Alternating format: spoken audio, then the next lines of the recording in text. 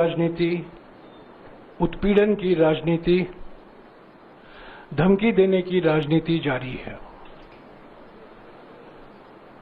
कांग्रेस नेतृत्व को और खास तौर से कांग्रेस संसदीय दल के नेता श्रीमती सोनिया गांधी जी को और लोकसभा नेता प्रतिपक्ष राहुल गांधी जी को जानबूझकर निशाना बनाया गया।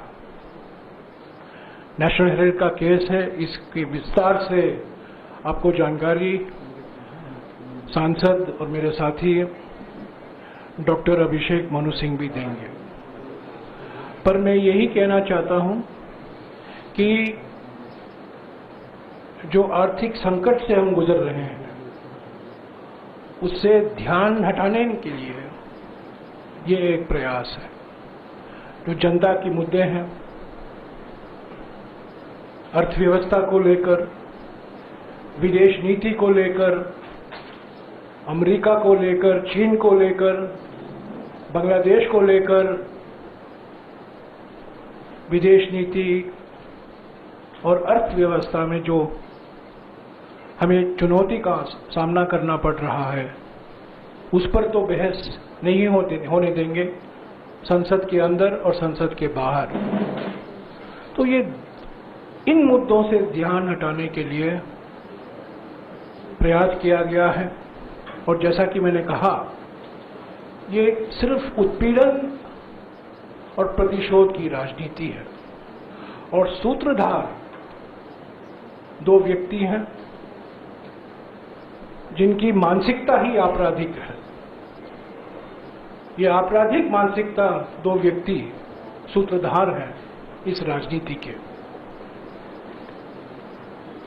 हम चुप नहीं रहेंगे। आज भी राहुल गांधी जी गुजरात में हैं और आज सारे देश भर में अलग विभिन्न राज्यों में पीसीसी और डीसीसी के द्वारा प्रदर्शन भी हुए हैं ये ईडी के मामला को लेकर। तो हमें चुप नहीं किया जा सकता। जो कुछ प्रधानमंत्री और गृहमंत्री करें, हम चुप नहीं रहेंगे। हमारे नेता और हमारी पार्टी जो जनता के मुद्दे हैं, सामाजिक मुद्दे, आर्थिक मुद्दे, हम उठाते रहेंगे।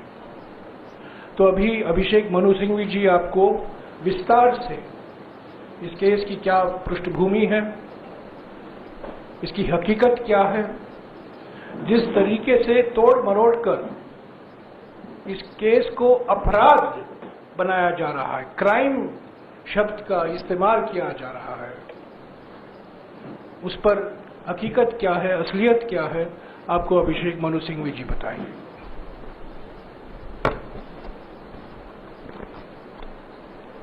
धन्यवाद जयराम जी। दोस्तों, I'll be showing to you and I'll make it as factual and simple as possible, and frequently these issues get lost in rhetoric or legalese, but I want to genuinely show to you why there is not even the whiff of a crime, not even a whiff of a crime of any sort, and how a fake issue created around a fake narrative, created around a non-existent case, is meant to deviate, diverge and digress for the reasons we all know, because reasons like unemployment are difficult to answer, falling GDP is difficult to answer, social unrest is difficult to answer, and this is actually a case which is nothing but vendetta in legal disguise. The ED should answer that why no NDA ally, no BJP leader is ever touched by the ED. Selective justice is actually nothing but political thuggery. ये दोस्तों अजीबोगरीब case है और मैं वास्तव में आपको ये प्रमाणित करूंगा कि अजीबोगरीब केस क्यों है। और अगर ये राजनीतिक द्वेष का एक बहुत बड़ा उदाहरण नहीं होता तो ये हास्यास्पद होता कानूनी रूप से। विश्व के 7 अजूबों में मैं इसको गिनूंगा। मैंने कल कहा था कि it's a one trick wonder. Money laundering case पहली बार बना है मनी के बिना स्थानांतरण होने के। रुपया बिना स्थानांतरण हुए 1 मिलीमीटर मूव किए मनी लॉन्ड्रिंग बन गया। मनी लॉन्ड्रिंग केस बना है प्रॉपर्टी संपत्ति के 1 मिलीमीटर बिना स्थानांतरण हुए, ट्रांसफर हुए, मूव हुए। कैसे हुई ये कहानी? और ये आवश्यक है आप लोगों को समझना कि आपके जरिए देश को समझना आवश्यक है। ये सिर्फ डिटेल की बात नहीं, कानून की बात नहीं है। एजेएल एक जानी मानी कंपनी, आप भी जानते हैं, हम भी जानते हैं, कई दशकों पुरानी है, कुछ वर्षों में उसकी शताब्दी होगी। एक विशेष सेट ऑफ मूल्यों को प्रोत्साहित करने के लिए, संदेश ले जाने के लिए अखिल भारतीय स्तर पर वो बनी थी और चलती रही। वाणिज्य के आधार पर, अर्थशास्त्र के आधार पर वो सफल नहीं हुई, जैसा कि कई ऐसी चीजों में होता है जो आदर्शवाद में चलती हैं, कई संस्थाओं में होता है। इसलिए आर्थिक रूप से वो तकलीफ में पड़ी। कई सालों तक आर्थिक रूप से गिरावट हुई एजेएल, जो बहुत पुरानी कंपनी है। तो उन सालों में, लगभग 50 सालों में, अलग अलग विभिन्न समयों पर कांग्रेस ने, जिसके वो आदर्श प्रोत्साहित करती है, जिसने एक आदर्श उसको बनाया था, इत्यादि इत्यादि, स्वतंत्रता संग्राम के वक्त कांग्रेस पार्टी ने उसको विभिन्न समय पर अलग अलग राशियां दी, लोन दिए, रुपये दिए। कई दशकों बाद वो टोटल रुपया हो गया 90 करोड़।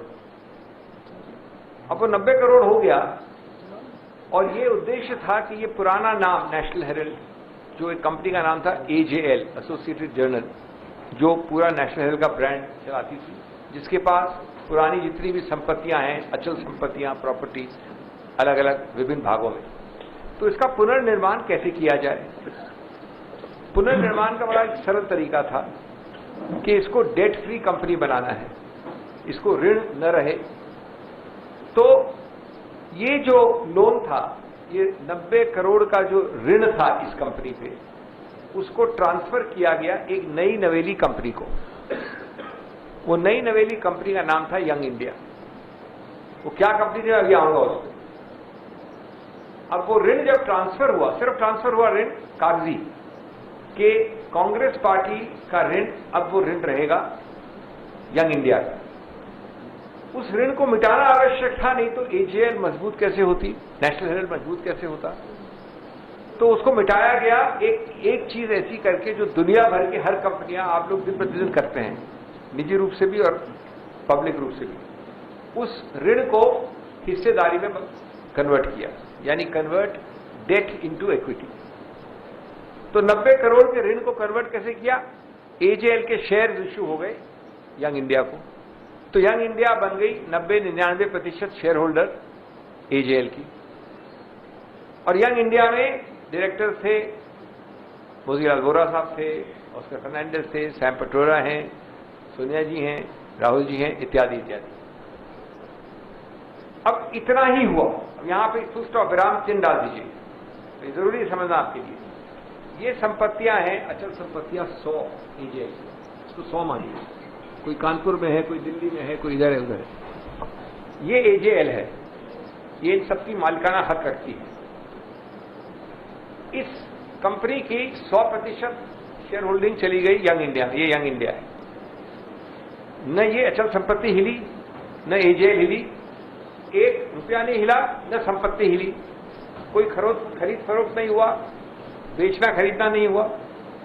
अब आते यंग इंडिया क्या है। बड़े अजीब तरह के हम लोग सब मूर्ख होंगे कि हम मनी लॉन्ड्रिंग करना चाहते थे, हम स्थानांतरण करना चाहते थे संपत्ति का और रुपये का, तो हमने बनाई यंग इंडिया।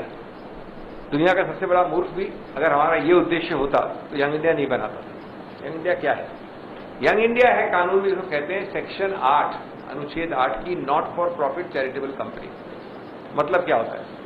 हर कंपनी में 2 या 3 चीजें होती हैं। एक तो जो कमाई होती है, जो रुपया आता है उसमें जो भी कमाई होती है, उस सबको आप डिविडेंड के तौर पे बाहर देते हैं उसके शेयर होल्डर्स को।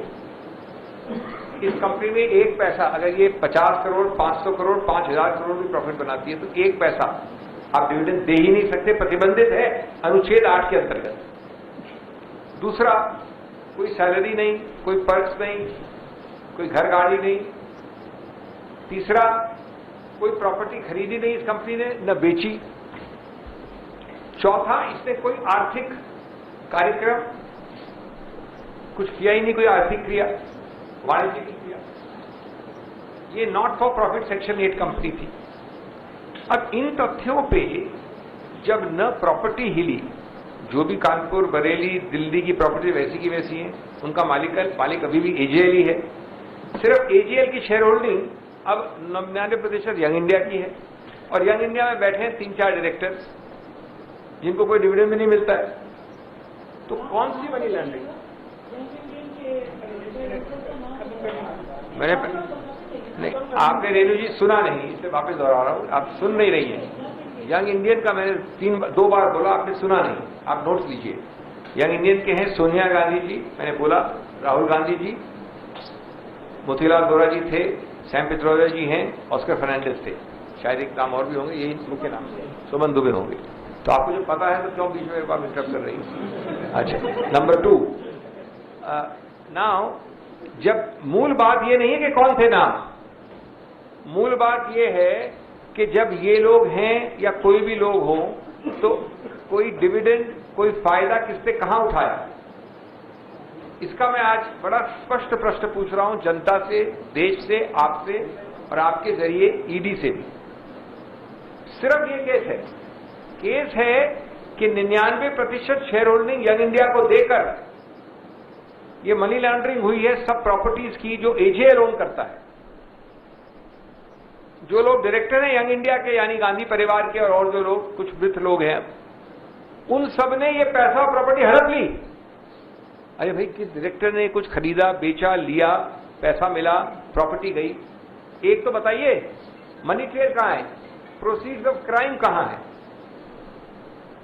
अगर किंडरगार्टन क्लास का व्यक्ति पहले ये वर्ष जो कानून में है वो उसको उठाए तो वो हंसने लगेगा। अब एक और कानूनी चीज बताना चाहता हूं मैं आपको।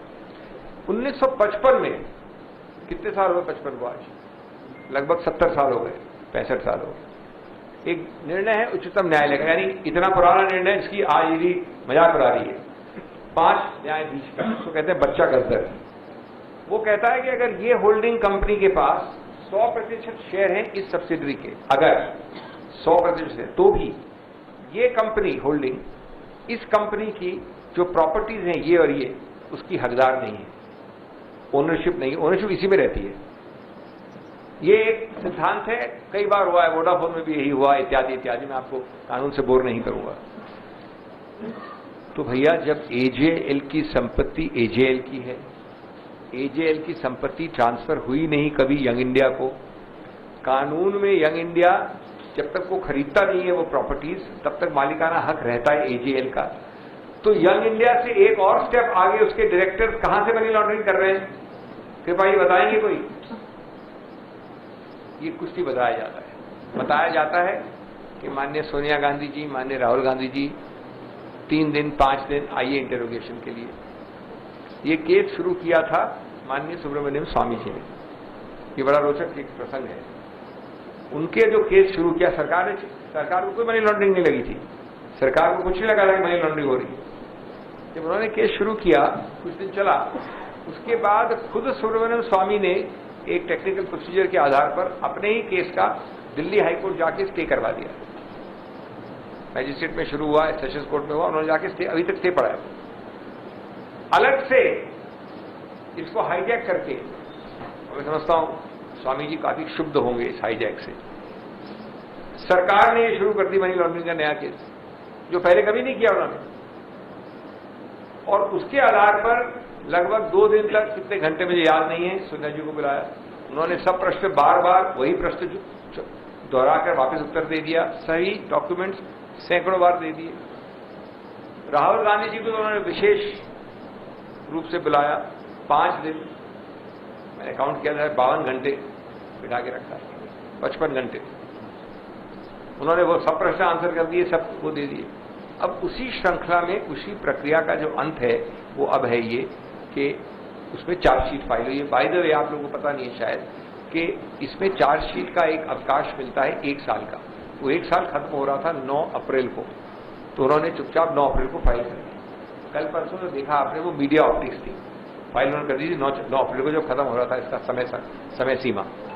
तो मैं एक बात अपनी ये अंत करना चाहता हूं कह के कि एक व्यक्ति ने, देखिए 3 लोग हो सकते हैं जो आरोप लगा सकते हैं। एक तो है ये AJL के शेयर होल्डर्स, एक है जनता जनार्दन, आप और मैं। इस 100 करोड़ 150 करोड़ के लोगों की आबादी में एक व्यक्ति ने चीटिंग एलिगेशन नहीं लगाया कि AJL में चीटिंग हुई है, एक व्यक्ति ने। और मनी लॉन्ड्रिंग का मैंने आपको उत्तर दे दिया। तो मैं कंक्लूजन में इस मुद्दे पे ये कहूंगा कि ये एक, मैंने कहा था अजूबा है, दुनिया का 8वां अजूबा है। ये कानून का तो बहुत ही महत्वपूर्ण अजूबा है, मील पत्थर है, जो तथ्य विहीन है, जो कानून का मजाक है, जो कानून को विकृत करने की एक प्रक्रिया है, प्रतिशोध की राजनीति का द्योतक है, प्रताड़ित करने की राजनीति का द्योतक है, मीडिया लीक्स द्वारा काम चलाने का द्योतक है, दुष्प्रचार छलकाता है। और ये प्रश्न उठाता है, रोचक प्रश्न है, that in the last 8 years 5422 ECIR होता है FIR की जैसे PMLA में, 5422 और 5300, एग्जैक्ट फिगर अभी नहीं अवेलेबल नहीं है, 8 साल में रजिस्टर हुआ है। इसका मतलब है 98%, उससे पहले की फिगर अगर आप तुलनात्मक रूप से देखें तो 98% पिछले 8 साल में ये केसेस रजिस्टर हुए हैं। अब दूसरा प्रश्न आता है कि इसमें आपने कन्विक्शन कितने पाए हैं। जो इनका औपचारिक आंकड़ा कुछ महीनों पहले का है वो है 25 कन्विक्शंस। उसका आंकड़ा अगर परसेंटेज टर्म में परिवर्तित करें तो लगभग 1% है, 1%।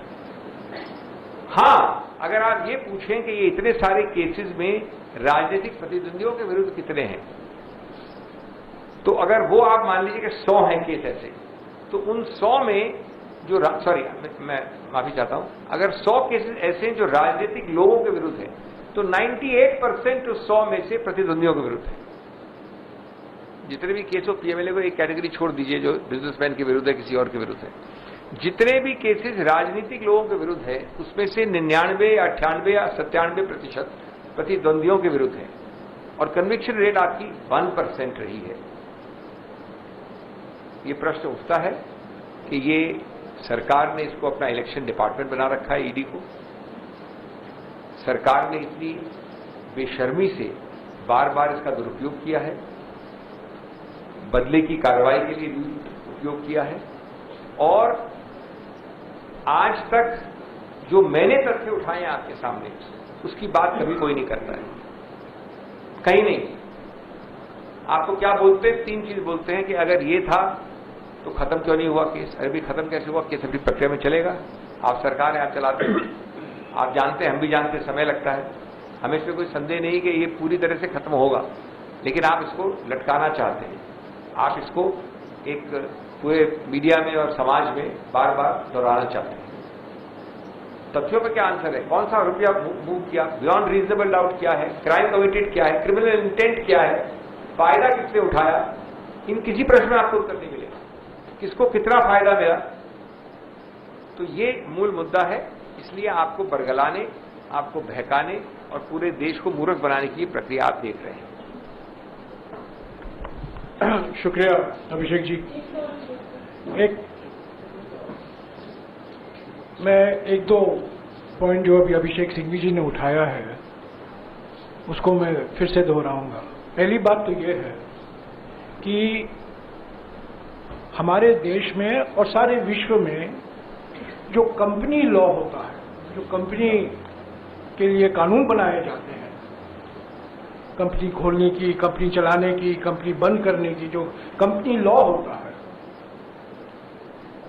उस कंपनी लॉ के मुताबिक अगर किसी भी कंपनी ऋण मुक्त होना चाहती है तो उसके पास कई तरीके होते हैं, और एक तरीका है एक नया कंपनी बनाओ और जो ऋण आपके पास है उसको ट्रांसफर करो। ये कोई क्राइम नहीं है, ये कानूनी व्यवस्था है, कानून में प्रावधान है, और सारे विश्व में और हमारे देश में हजारों ऐसे मिसाल हैं जहां कंपनियां ऋण से मुक्त होने के लिए नए कंपनियां खोलते हैं और उसको ऋण ट्रांसफर कर देते हैं।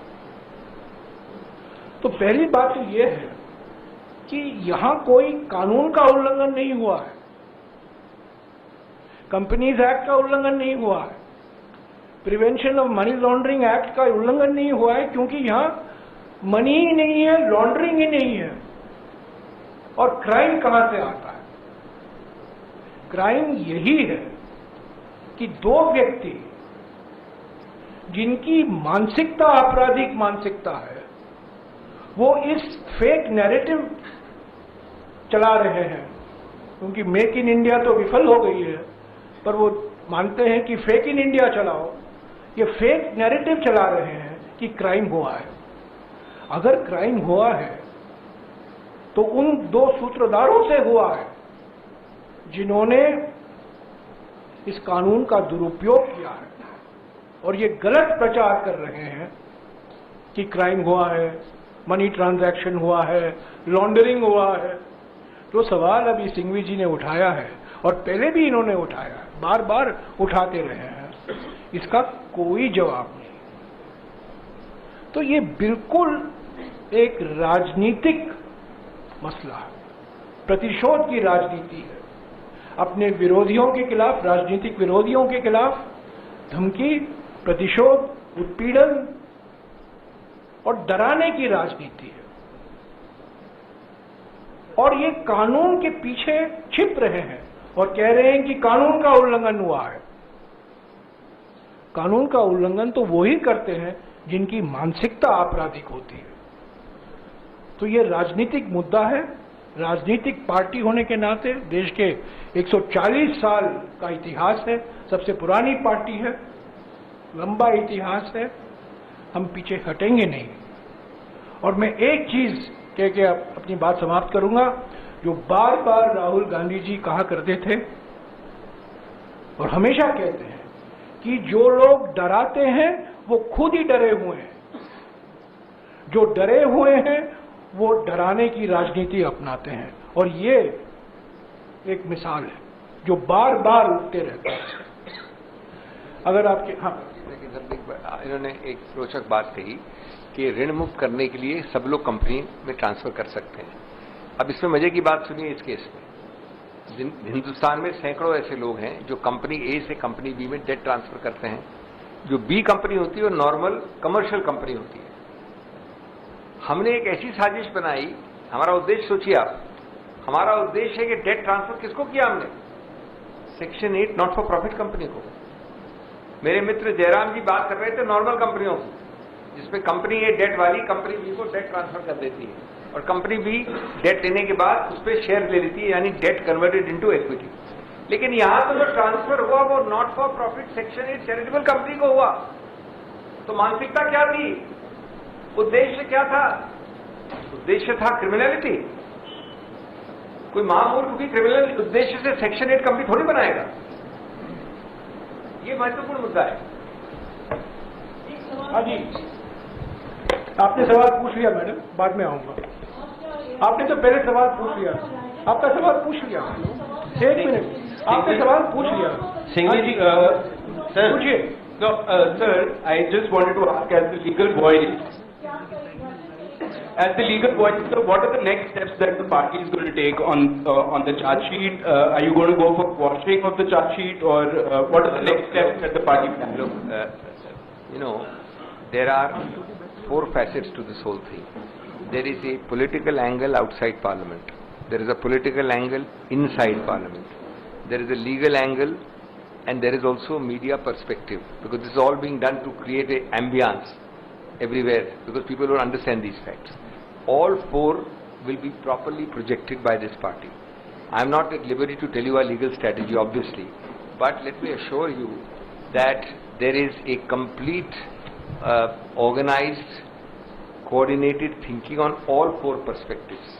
And the first perspective starts with you, because the best way to spread misinformation is to plant these stories in the media. So it's important for you to clarify the basic facts of this case.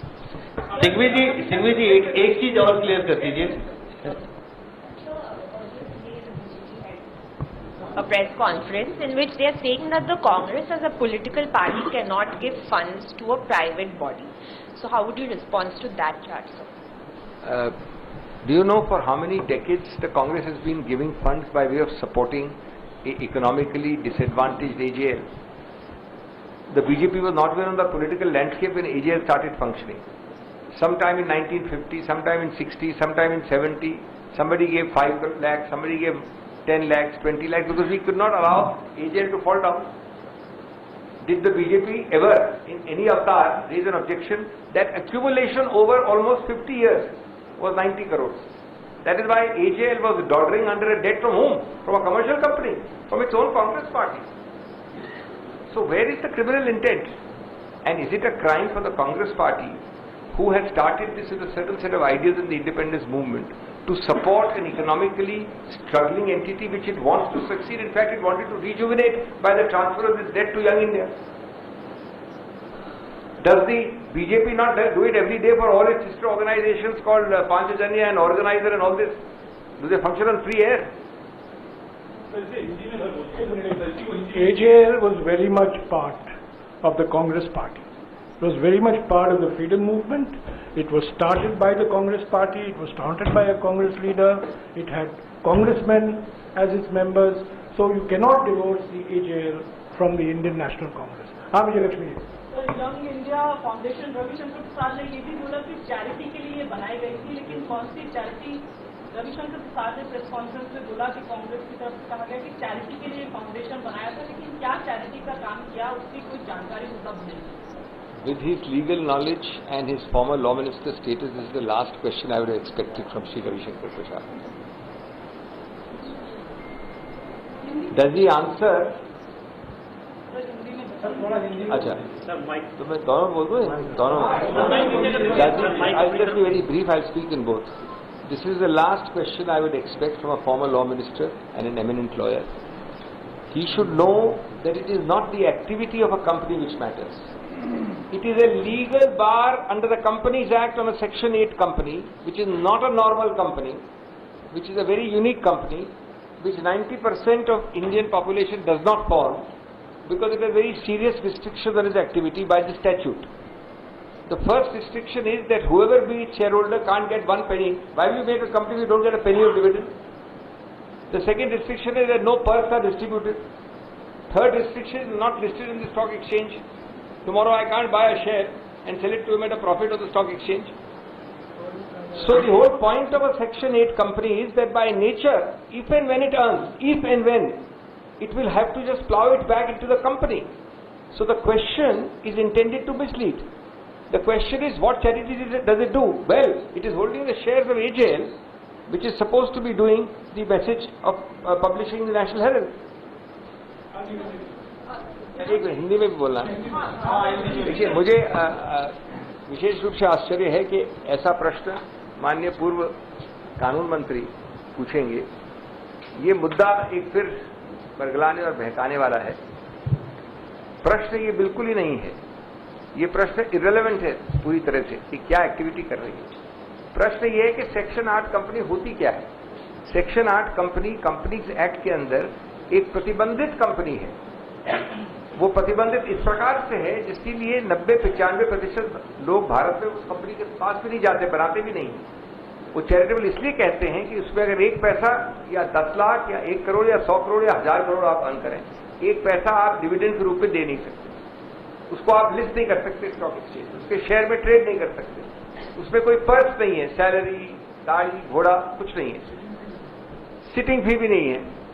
अब उसमें ये पूछना कि वो charitable activity क्या कर रही थी, मतलब वो तो खुद ही बाय नेचर ऐसी कंपनी है जो कि होल्ड कर रही थी शेयर्स एजेएल के। और एजेएल क्या करती है? एजेएल कोई स्टील बनाती है, एजेएल कोई हैंडबैग बनाती है, वो बेचारी रन करती है नेशनल हेरल्ड और उसकी पुरानी 100 वर्ष पुरानी प्रॉपर्टीज है जिसका किसी का स्थानांतरण हुआ नहीं कहीं।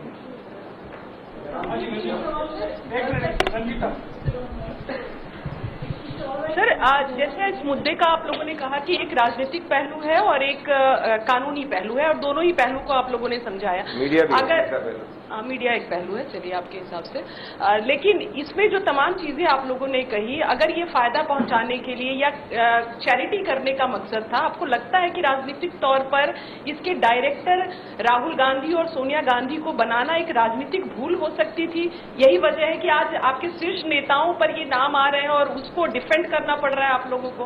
राजनीतिक सवाल है। जैसा कहा जयराम जी ने, नेशनल हेराल्ड का, एजेएल का ओरिजिन क्या था, सोर्स क्या था? आप कांग्रेस पार्टी, एजेएल और नेशनल हेराल्ड को जुदा कर सकते हैं क्या? वो तो अभिन्न रूप से जुड़े हुए हैं जन्म से। और अगर नेशनल हेराल्ड जो एजेएल चलाता है उसकी शेयर होल्डिंग 100% होगी तो क्या माननीय अडवाणी जी उसमें डायरेक्टर होंगे? उसमें अगर कांग्रेस के लोग नहीं होंगे, वरिष्ठ नेता, तो कौन होगा? अब उसमें कई लोग हैं, कई नॉन गांधीज भी हैं, गांधीज भी हैं, तो ये तो स्वाभाविक है।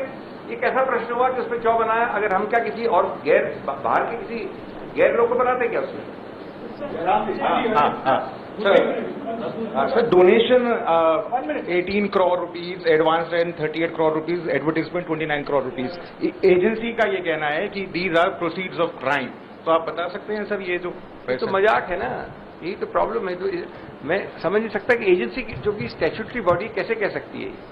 ये किसके आंकड़े हैं? यंग इंडिया के? दोनों कैसे? एजेएल पहले आप यंग इंडिया के आंकड़े हैं? पूछिए, देखिए, उनसे पूछिए। ये वो आंकड़े हैं जो चलाते हुए कितने सालों से, जो नॉर्मल चलाती है एजेएल नेशनल हेराल्ड को, एडवर्टीजमेंट करती होगी जरूर। अगर नेशनल हेराल्ड चलता है तो एडवर्टीजमेंट आएगा भी उसमें। ये यंग इंडिया कहां से आ गया? यंग इंडिया शेयर होल्डर है। मैंने आपको 1955 का एक जजमेंट दिया, बच्चा गजदर, जिसमें कि जो संपत्ति एजेएल की है, अगर एजेएल चलाएगी नेशनल हेराल्ड को उसको एडवर्टीजमेंट आएगा। अगर एजेएल कुछ अपनी प्रॉपर्टी बेचेगी जो कि पिछले 100 साल से बेच सकती है वो, तो कुछ रुपया आएगा। वो रुपया सीधा यंग इंडिया में थोड़ी जाता है। ये किसने बोल दिया? जो भी आंकड़े आप देख रहे हैं, मैं आपका लेख नहीं पढ़ पा रहा हूं क्या पढ़ रहे हैं आप, लेकिन कभी हो ही नहीं सकता कि इसमें लिखा होगा यंग इंडिया को मिलाई।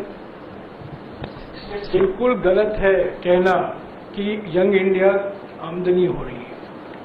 ये सारी संपत्तियां एजेएल के थे, एजेएल के हैं और एजेएल के रहेंगे। कोई ट्रांसफर नहीं हुआ। तो ये बार बार ये कहना कि क्राइम प्रोसीड है, क्राइम प्रोसीड है, ये बिल्कुल गलत है। इसका मैं और कांग्रेस पार्टी पूरा खंडन करना चाहती है, स्पष्ट तरीके से। संपत्तियां एजेएल के थे और एजेएल के हैं। कोई आमदनी नहीं हो रही है उन संपत्ति से जो यंग इंडिया के खाते में जा रहा है। ये बिल्कुल गलत है। सिंघवी जी, एक सवाल है।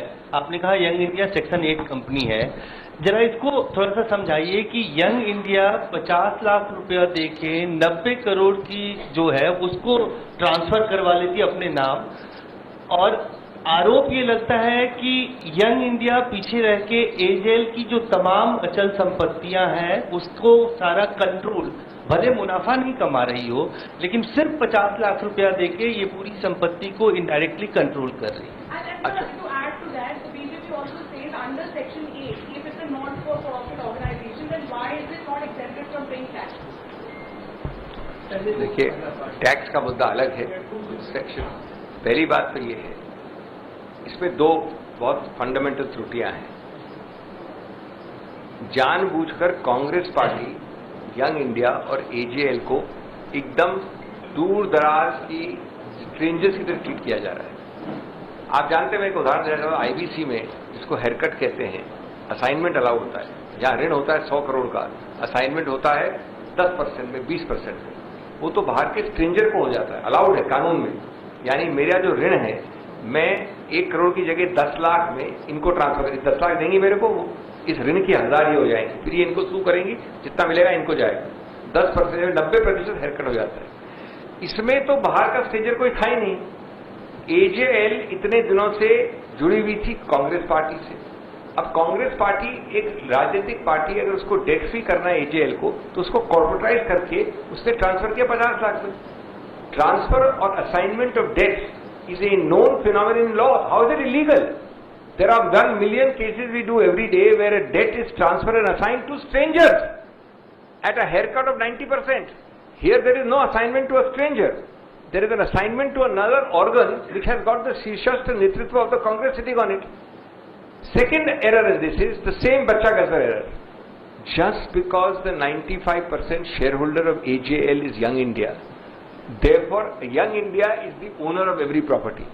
ये बड़ा पढ़िए, ये बड़ा बोरिंग लगता है, ये कानूनी लगता है, ये तकनीकी लगता है, उठाइए जजमेंट। उन्होंने कहा कि अगर 100% भी कंपनी का ओन करता है तो उस कंपनी के जो टेबल्स, कुर्सियां और जो जवाहरात है वो उस होल्डिंग कंपनी के नहीं होते हैं, मालिकाना हक जीरो होता है। कानूनी लड़ाई तो आप लोग लड़ रहे हैं, लेकिन उसके अलावा जो राजनीतिक बयानबाजी बीजेपी की ओर से हुई है, उन्होंने कहा कि कांग्रेस पार्टी अपनी विरासत नहीं बचा पाई, कांग्रेस पार्टी की सोच भ्रष्टाचारी है और गांधी परिवार जमीन हड़पने और लूटने के लिए सब करता है। देखिए, पहली बात तो कि सबसे बड़ा इसका उत्तर बड़ा सरल है कि उद्देश्य आपके अनुसार, यानी आप नहीं, बीजेपी के अनुसार है कि ये हड़पने के लिए कर रहा है। तो मैंने कहा कि इतना बड़ा मूर्ख उद्देश्य वाला तो कोई होगा ही नहीं ना। कोई भी कंपनी बना सकते थे, किसी और कंपनी पे 1000 तरीके थे उसको हड़पने के। आपने कभी सुना है मनी लॉन्ड्रिंग केस कि किसी आदमी ने सेक्शन 8 कंपनी बनाई, उसके मनी लॉन्ड्रिंग केस हो गया? हड़पते कैसे हैं? साइफनिंग, मनी ट्रेल, कोई और ट्रांजैक्शन कहां है यहां पर? क्या यहां तो सिर्फ ये कहा गया कि आपने सिर्फ अपने जो एक यंग इंडिया बनाई उस पर गांधीज बैठ गए, ये क्राइम है। तो मेरा मूल उत्तर आपके लिए कि जो उद्देश्य ही अपने आप में कभी क्रिमिनल हो ही नहीं सकता, क्योंकि आपने सेक्शन 8 कंपनी बना के उसके शेयर होल्ड किए। अगर उद्देश्य होता क्रिमिनल तो मैं कुछ एकदम विपरीत चीज करता है। एक बात और कहूंगा कि यंग इंडिया जब बना, काफी बातचीत के बाद सलाह ली गई विशेषज्ञों से, वकीलों से, जो कंपनी लॉ जानते थे उनसे। ये कोई राजनीतिक निर्णय नहीं लेता।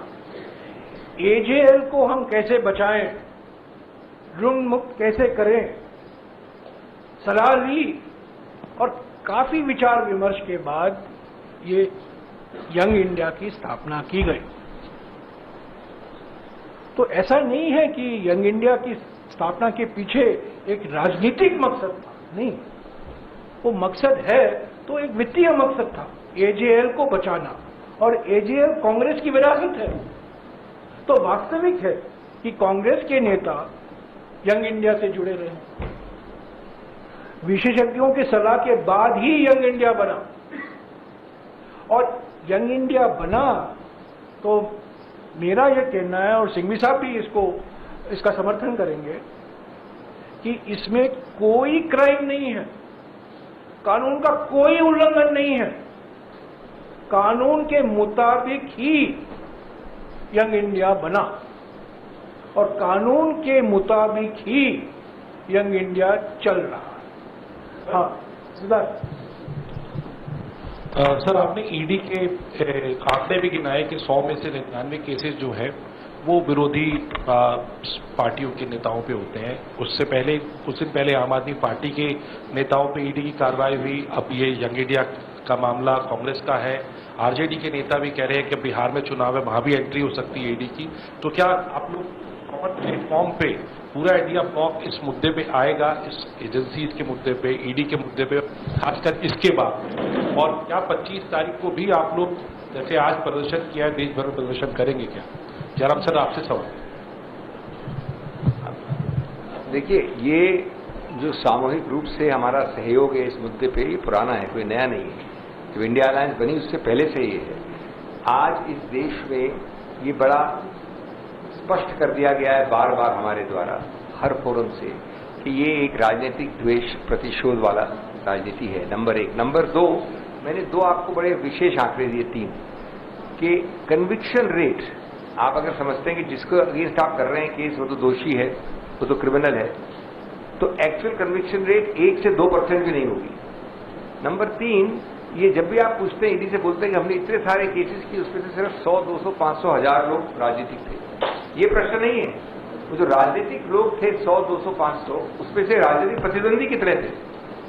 उसमें से 95 से 40% राजनीतिक प्रतिद्वंदी। क्यों है कि ये लॉन्ड्री फैक्ट्री, क्यों है ये कि ये पूरी वॉशिंग मशीन किसी एक एनडीए, किसी एक बीजेपी के विरुद्ध नहीं इस्तेमाल होती है? तो ये मुद्दे तो अब सर्वविदित हैं, लेकिन ये बात जरूर है कि बहुमत की धौंस जमा के आप उसका दुरुपयोग करिए, जब तक चलता है। किसी दिन आपको भी मालूम पड़ेगा कि क्या होता है इस प्रकार की गलत काम करने का। जनता इसको कोई मानती नहीं है, बीजेपी के समर्थक भी नहीं मानते इस प्रकार की प्रतिशोध की राजनीति को। सर लगातार सर आप सर एक चीज सर सर